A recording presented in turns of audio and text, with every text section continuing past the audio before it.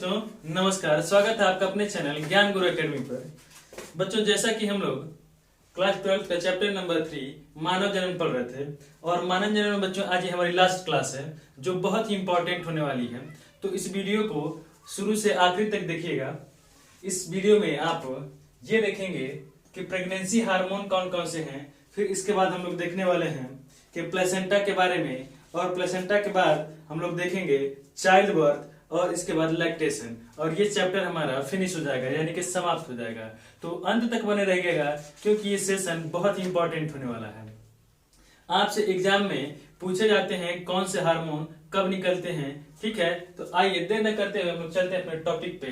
तो ये हमारा टॉपिक है मानव जनन। ये हमारा टॉपिक कौन सा है? मानव जनन है। और इसमें हम लोग देख रहे हैं सगर्भता हार्मोन यानी कि प्रेगनेंसी हार्मोन। तो देखिए बच्चों, जो पहला हार्मोन है इसे कहते हैं ह्यूमन कोरियानिक गोनाडोट्रोपिन हार्मोन। पहला जो हमारा हार्मोन कौन सा होगा? ये हार्मोन होगा मानव जरायु गोनाडोट्रोपिन, जिसे हम लोग कहते हैं HCG human chorionic gonadotropin hormone, ठीक है। फिर इसके बाद जो हार्मोन जो प्रेगनेंसी में यूज होता है या प्रेगनेंसी के वक्त सिक्रीट होता है, स्रावित होता है, दूसरा होता है मानव अपरा लैक्टोजन, मानव अपरा लैक्टोजन हार्मोन, जिसे हम लोग शॉर्ट में क्या बोलते हैं? ह्यूमन प्लेसेंटल हार्मोन बोलते हैं या लैक्टोजन बोलते हैं, HPL इसे बोलते हैं। तीसरा जो हार्मोन होता है ये फीमेल हार्मोन एस्ट्रोजन होता है। तीसरा हार्मोन हमारा होता है एस्ट्रोजन। और फिर इसके बाद जो चौथा हार्मोन निकलता है वो होता है प्रोजेस्टेरोन, ठीक है। पांचवा जो हार्मोन होगा बच्चों वो होगा अंडाशय द्वारा स्रावित हार्मोन रिलैक्सिन, ठीक है। तो रिलैक्सिन जो है वो कौन सा हार्मोन है? अंडाशय द्वारा स्रावित होगा, लेकिन ये हार्मोन कुछ महीनों के बाद या at the time of delivery जो होता है वो क्या होने लगता है? स्रावित होने लगता है, ठीक है। इसके अलावा कुछ दूसरे हार्मोन भी हैं जो at the time of pregnancy निकलते रहते हैं, यानी सगर्भता हार्मोन में आवश्यक होते हैं, महत्वपूर्ण होते हैं, ठीक है। तो आइए बारी बारी से इनको देखते हैं वो कौन कौन से हार्मोन हैं जो बहुत ही ज्यादा इंपॉर्टेंट हैं।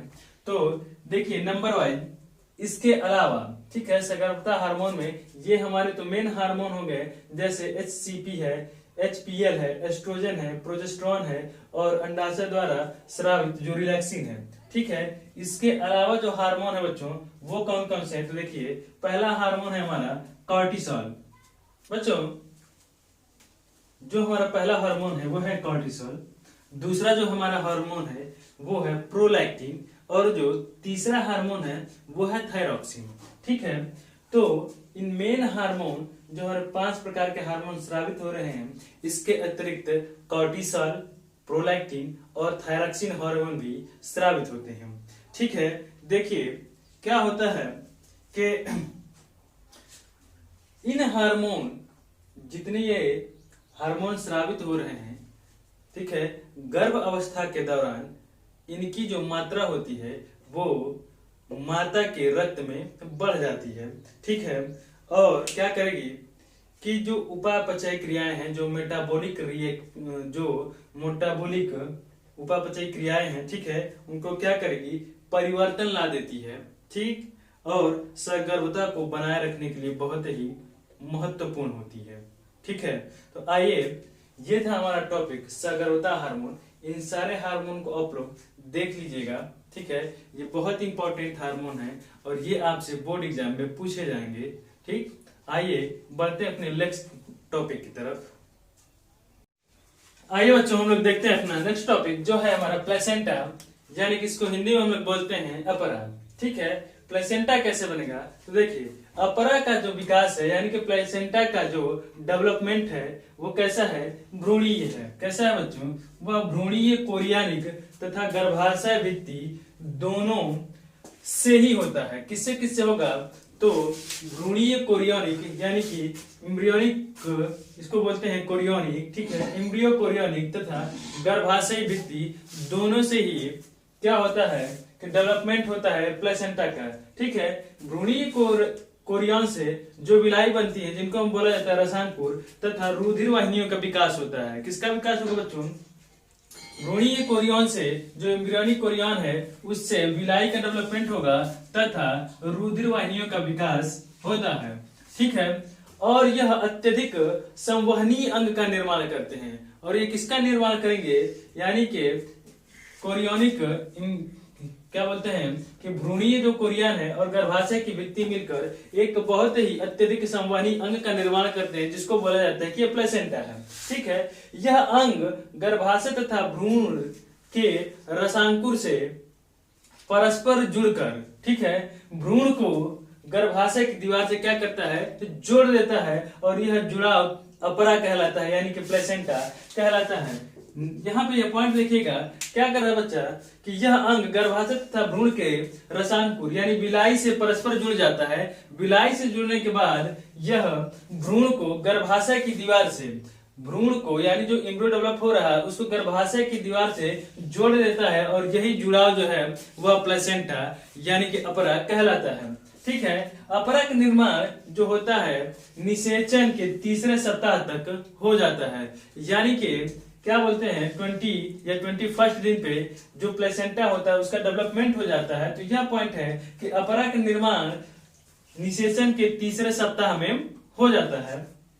ठीक है, और अपरा बनने के कुछ समय पश्चात, अपरा जो प्लेसेंटा बन रहा है, प्लेसेंटा बनने के कुछ समय पश्चात अपरा तथा भ्रूण के बीच जो होता है वह एक क्या बनता है कि नाभि बन जाती है। ठीक है, क्या बना है, अपरा तथा भ्रूण के बीच एक रज्जु समान यानी कि कॉर्ड लाइक स्ट्रक्चर, रस्सी के समान एक संरचना बन जाती है, जिसे हम लोग यूसी बोलते हैं, शॉर्ट में अम्बिलिकल कार्ड बोलते हैं, हिंदी में से नाभि रज्जु बोलते हैं। ठीक है, नाल आप लोगों ने सुना होगा कि बच्चे की नाल, यह क्या है, तो देखिए अपरा बनने के कुछ समय के पश्चात अपरा तथा भ्रूण यानी कि प्लेसेंटा और एम्ब्रियो के बीच एक कॉर्ड लाइक स्ट्रक्चर बन जाती है, जिसे हम लोग बोलते हैं अम्बिलिकल कार्ड। ठीक है, और यह संरचना क्या बनेगी, अम्बिलिकल कार्ड कहलाती है, यानी कि नाभि रज्जु कहलाती है। अपरा से निकलने वाले जो हार्मोन है, जो प्लेसेंटा जिन हार्मोन को सिक्रीट करता है वह हार्मोन होते हैं आपके HCG ह्यूमन कोरियनिक गोनाडोट्रोपिन हार्मोन, और है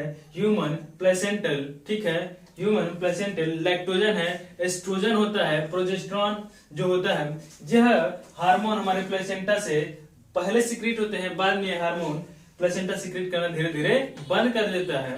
ठीक है, और लास्ट लाइन में यह बताया जा रहा है कि मनुष्य में जो प्लेसेंटा होता है, मतलब मनुष्य में जो प्लेसेंटा डेवलप होता है वह किस प्रकार का होता है, तो मनुष्य में अपरा डेवलपमेंट होता है उसको हीमोकोरियल तथा मेटाडिस्कॉइडल प्रकार का होता है। मनुष्य में डेवलपमेंट होने वाले जो प्लेसेंटा है या मनुष्य में जो प्लेसेंटा डेवलप होता है वह हीमोकोरियल तथा मेटाडिस्कॉइडल होता है। ठीक है, आइए हम लोग देखते हैं कि प्लेसेंटा के कार्य क्या है, जो बहुत ही इंपॉर्टेंट है बोर्ड एग्जाम के लिए। ठीक है, तो आप लोग चाहे तो इसका एक बार स्क्रीनशॉट ले सकते हैं। और मैं फिर आपसे ये कहना चाहूंगा कि आज का जो सेशन है वो बहुत ही इंपॉर्टेंट है। आज ये चैप्टर जो चैप्टर नंबर 3 है मानव जनन, वो पूरी तरह से समाप्त कर लिया जाएगा, क्लोज कर लिया जाएगा। ठीक है, तो आप बने रहिए वीडियो में। ठीक है, आइए देखते हैं अपना नेक्स्ट टॉपिक कि प्लेसेंटा के कार्य क्या है या फंक्शन ऑफ प्लेसेंटा। ठीक है, आज हम लोग देखते हैं फंक्शन ऑफ प्लेसेंटा यानी अपरा के कार्य करते हैं।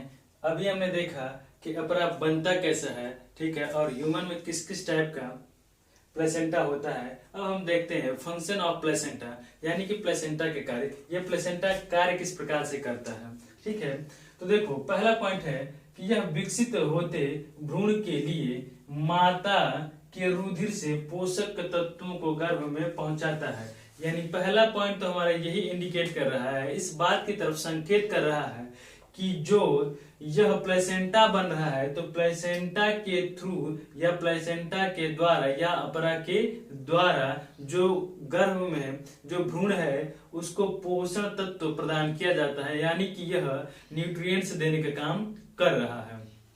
ठीक है, इस बात को नोट कर लीजिए कि यह विकसित होते भ्रूण के लिए माता के रुधिर से या माता के रक्त से पोषक तत्वों को कहां पहुंचाएगा, तो भ्रूण तक या गर्भ तक पहुंचाने का कार्य करता है, यानी यह न्यूट्रिशन सप्लाई करने का काम भी करता है।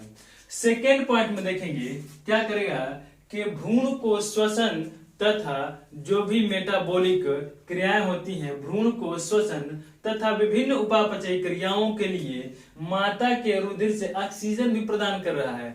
यानी अपरा के द्वारा यह माता के रक्त से जो भ्रूण पल रहा है उसको ऑक्सीजन देने का भी काम कर रहा है।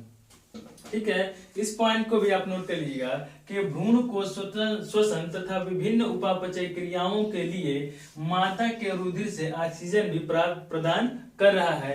यानी जो एम्ब्रियो है, जो भ्रूण है, वह अपनी मेटाबॉलिक एक्टिविटी जब कर रहा है तो उसके लिए जो ऑक्सीजन देगा, जो न्यूट्रिशन देगा, उसको पहुंचाने तक, उस भ्रूण तक पहुंचाने के लिए जो कार्य कर रहा है वह कार्य भी कौन करेगा? यह कर रहा है आपका प्लेसेंटा यानी कि अपरा। थर्ड पॉइंट बता रहा है बच्चों कि यह उपापचयी क्रियाओं के फलस्वरूप जो आपकी मेटाबॉलिक एक्टिविटी है उसके रिजल्टेंट में, उसके फलस्वरूप बने जो नाइट्रोजन युक्त अपशिष्ट है, जो वेस्ट मटेरियल है, ठीक है, जो नाइट्रोजन युक्त अपशिष्ट पदार्थ हैं तथा पदार्थ तथा श्वसन के फलस्वरूप जब हम श्वसन ले रहे हैं, ऑक्सीजन लेंगे और कार्बन डाइऑक्साइड छोड़ेंगे तो कार्बन डाइऑक्साइड गैस माता के रुधिर में डिफ्यूजन द्वारा जाएगी, यानी विसरण विधि द्वारा कहां चली जाएगी? माता के ब्लड में चली जाएगी। उसको एक्सचेंज करने का काम, आदान प्रदान करने का काम भी कौन करेगा? प्लेसेंटा करेगा, अपरा ही करेगा। ठीक है, नेक्स्ट पॉइंट बच्चों देखिए, माता के रुधिर से भ्रूण में पहुंचने वाले प्रतिरक्षी जो भी एंटीजन होते हैं, जो बीमारियां काज कर सकते हैं, ठीक है, जैसे मान लीजिए कौन कौन सी बीमारियां हो सकती हैं, जैसे खसरा है, चेचक है, डिप्थीरिया है, ठीक है, इस प्रकार की जो भी बीमारियां हैं, या कॉमन कोल्ड हो जाता है, सर्दी जुकाम हो जाता है, तो उनको एम्ब्रियो तक जाने से रोक देता है यह प्लेसेंटा। ठीक है, बहुत इंपॉर्टेंट पॉइंट है। माता के रुधिर से भ्रूण में पहुंचने वाले प्रतिरक्षी के प्रति क्या करता है? बचाता है। जो वायरस, बैक्टीरिया, जो बीमारी काज करने वाले जो भी वायरस और बैक्टीरिया हो उनको भ्रूण तक पहुंचने से रोक देता है अपरा। फिर इसके बाद बता रहा है बच्चों कि अपरा से कोरियोनिक गोनाडोट्रोपिन हार्मोन भी निकलते हैं। जो प्लेसेंटा होता है वो हार्मोन का सिक्रीशन करता है, स्रावन करता है शुरुआती दिनों में, ठीक है, कि जब तक भ्रूण पूरी तरह से स्टेबलाइज न हो जाए, पूरी तरीके से संरक्षित न हो जाए, तब तक जो अपरा है या प्लेसेंटा है, प्लेसेंटा से ह्यूमन कोरियोनिक गोनाडोट्रोपिन हार्मोन निकलते हैं, HPL निकलते हैं, एस्ट्रोजन निकलते हैं, प्रोजेस्टेरोन का भी सिक्रीशन ये अपरा करता है, ठीक है, और रिलैक्सिन हार्मोन का भी स्रावन करता है। ठीक है, तो आप देख लीजिएगा कि अपरा से निकलने वाले कौन कौन से हार्मोन हैं? HCP है, HGP है, एस्ट्रोजन है, प्रोजेस्टेरोन है और रिलैक्सिन नामक हार्मोन भी इस अपरा से निकलता है। ठीक है, तो इस प्रकार से आपने देखा कि ये प्लेसेंटा कैसे विकसित हो रहा है और इस प्लेसेंटा के कार्य क्या क्या हैं। ये बोर्ड एग्जाम में बहुत ही इंपॉर्टेंट है, बहुत ज्यादा बार पूछा गया है। आइए हम अपने टॉपिक पे आगे बढ़ते हैं और देखते हैं कि प्रसव यानी चाइल्ड बर्थ के बारे में देखते हैं। हमारा सेकेंड लास्ट टॉपिक है बच्चों प्रसव, यानी कि इसे हम बोलते हैं चाइल्ड बर्थ। ठीक है, चाइल्ड बर्थ। देखिए इस पूरी प्रक्रिया में क्या होता है कि निषेचन के लगभग 266 दिनों, निषेचन के लगभग 266 दिनों, या हम उसे ही बोलते हैं 9 मंथ, 9 माह की अवधि जो होती है सगर्भता अवधि कहलाती है। यानी वह क्या कहलाएगी बच्चों? वह कहलाती है आपकी प्रेगनेंसी। ठीक है, प्रेगनेंसी पीरियड। यह जो सगर्भता अवधि है यह प्रेगनेंसी पीरियड कहलाती है। ठीक है, या इसे ही हम क्या बोलेंगे? गर्भावधि बोलेंगे, यानी कि इसे ही हम बोलते हैं गैस्ट्रेशन पीरियड। ठीक है, तो समझिए कि गर्भावधि जब पूर्ण हो जाती है, ठीक है, तो वह पूरी प्रक्रिया या वह पूरा लगा हुआ समय क्या कहलाता है? गैस्ट्रेशन पीरियड कहलाता है। यह गैस्ट्रेशन पीरियड अलग अलग जीवों के लिए अलग अलग होता है।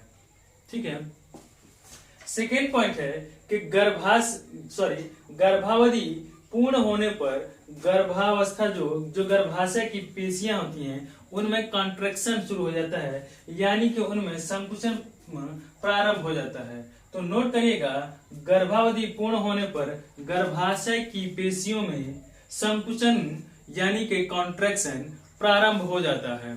थर्ड पॉइंट आपका ये बताता है बच्चों कि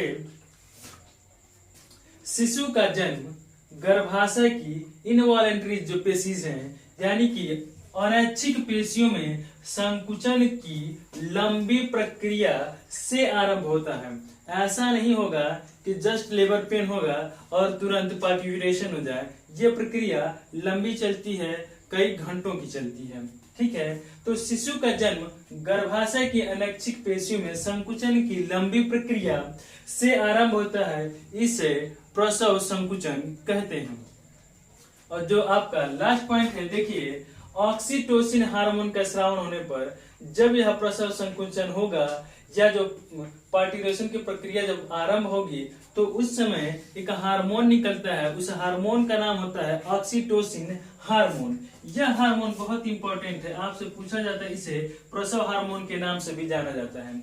ऑक्सीटोसिन हार्मोन के स्रावन होने पर गर्भाशय में तीव्रता से संकुचन होने लगता है। गर्भाशय में तीव्रता से संकुचन होने लगता है, जिसके परिणाम स्वरूप शिशु के गर्भाशय से बाहर निकलने की प्रक्रिया को शिशु जन्म या प्रसव पार्ट्यूरेशन कहते हैं। ठीक है, तो इस प्रकार से आपने समझा कि पार्ट्यूरेशन या प्रसव किसे कहेंगे। तो देखिए, इसमें इंपॉर्टेंट पॉइंट ये है कि ऑक्सीटोसिन हार्मोन, उस समय जो ऑक्सीटोसिन होता है, ऑक्सीटोसिन का जो लेवल होता है वो इंक्रीज हो जाता है और इंक्रीज होने पर जो गर्भाशय की भित्तियां हैं उनमें तीव्रता से संकुचन होने लगता है और जिसके परिणाम स्वरूप क्या होगा कि शिशु गर्भाशय से बाहर निकल आता है। इस पूरी प्रक्रिया को हम लोग कहते हैं कि यह प्रसव है या शिशु का जन्म है। ठीक है, तो आइए, प्रसव आपने देखा और प्रसव के आगे जो लास्ट टॉपिक हमारा बचता है जिसे हम लोग लैक्टेशन कहते हैं यानी कि दुग्ध स्रावन। और ये दुग्ध स्रावन जब का जो टॉपिक है वो खत्म हो जाएगा और उसी टॉपिक के साथ आपका पूरा मानव जनन कंप्लीट हो जाएगा 2021 के एग्जाम के लिए। ठीक है, तो आइए देखते हैं अपना नेक्स्ट टॉपिक जो है लैक्टेशन यानी कि दुग्ध स्रावन।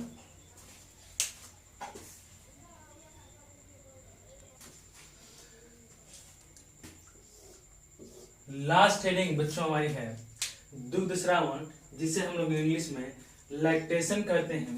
तो आइए ये हमारा लास्ट टॉपिक खत्म करते हैं और इस प्रकार से पूरा चैप्टर भी अपना खत्म करते हैं। तो देखिए, प्रोलैक्टिन हार्मोन जो क्या होता है बच्चों, प्रोलैक्टिन हार्मोन के प्रभाव से शिशु के जन्म के 24 घंटे के अंदर क्या होता है कि लैक्टेशन शुरू होता है, यानी कि दुग्ध का स्रावन आरंभ हो जाता है, जिसे हम लैक्टेशन कहते हैं।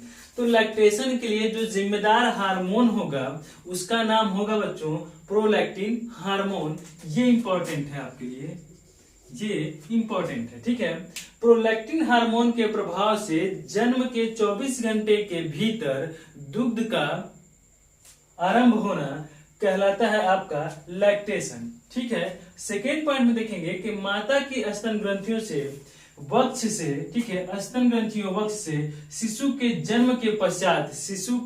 के पश्चात आफ्टर द चाइल्ड बर्थ, ठीक है, दुग्ध का स्रावन ही दुग्ध स्रावन यानी कि लैक्टेशन कहलाता है। दुग्ध स्रावन के प्रारंभिक कुछ दिनों में, दुग्ध स्रावन के जो प्रारंभिक दिन होते हैं, ठीक है, उन दिनों में जो लैक्टेशन होता है, जो दुग्ध का स्रावन होता है, वो गाढ़े पीले कलर का होता है, जिसे कोलेस्ट्रम बोला जाता है या हिंदी में या आपकी एनसीईआरटी में से खींच दिया गया हुआ है। तो इसे देखेंगे, दुग्ध स्रावन के प्रारंभिक कुछ दिनों में गाढ़ा पीले रंग का खीस यानी कोलेस्ट्रम निकलता है। जो दूध का स्रावन होगा, जो दूध का सिक्रीशन होगा, वो गाढ़े पीले कलर का होगा, जिसे हम कोलेस्ट्रम बोलते हैं। ठीक है, और यह कोलेस्ट्रम नवजात शिशुओं के लिए पूर्ण आहार का काम करेगा, मतलब पूरा न्यूट्रिशन देने का काम करेगा यह कोलेस्ट्रम। ठीक, तो इस पॉइंट को नोट करिएगा कि दुग्ध स्रावन के प्रारंभिक कुछ दिनों तक गाढ़े पीले रंग का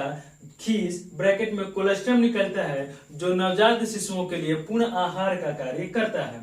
फिर है कि इसमें उपस्थित किसमें, तो कोलेस्ट्रम की बात चली बेटा। यहाँ पे हमारा टॉपिक जो है दुग्ध श्रावण है, और दुग्ध श्रावण में कोलेस्ट्रम निकलता है शुरुआती 24 घंटे के बाद। तो उसमें क्या होता है कि बहुत सारे एंटीबॉडीज पाए जाते हैं। तो लिखिएगा इसमें उपस्थित प्रतिरक्षी ब्रैकेट में एंटीबॉडी नवजात शिशुओं में प्रतिरोधक क्षमता उत्पन्न करते हैं।